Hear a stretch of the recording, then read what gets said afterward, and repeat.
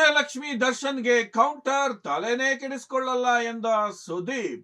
Sandalwood ನಲ್ಲಿ ಕಳೆದ ಕೆಲವು ದಿನಗಳಿಂದ ನಟರಾದ ದರ್ಶನ್ ಮತ್ತು ಸುದೀಪ್ ಅಭಿಮಾನಿಗಳ ನಡುವೆ ನಡೆಯುತ್ತಿರುವ ಸಾಮಾಜಿಕ ಜಾಲತಾಣಗಳ ಸಮರ ತಾರಕಕ್ಕೇರಿದೆ.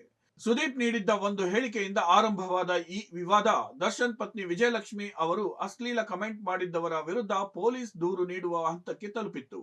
ಸಾಮಾಜಿಕ ಜಾಲತಾಣಗಳಲ್ಲಿ ಹರಿದಾಡುತ್ತಿರುವ ಕೆಟ್ಟ ಪೋಸ್ಟ್ಗಳ ಸ್ಕ್ರೀನ್ ಶಾಟ್ ಹಂಚಿಕೊಂಡಿದ್ದ ವಿಜಯಲಕ್ಷ್ಮಿ ಇದು ಎಚ್ಚರಿಕೆಯ ಸಂದೇಶ ಎಂದು ತಿಳಿಸಿದ್ದರು.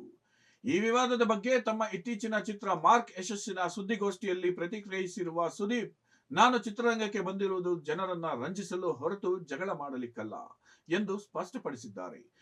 ಯಾರೋ ಫೇಕ್ ಐಡಿ ಮೂಲಕ ಕಮೆಂಟ್ ಮಾಡಿರಬಹುದು, ಅದರ ಬಗ್ಗೆ ತಲೆ ಕೆಡಿಸಿಕೊಳ್ಳುವ ಅಗತ್ಯ ನನಗಿಲ್ಲ.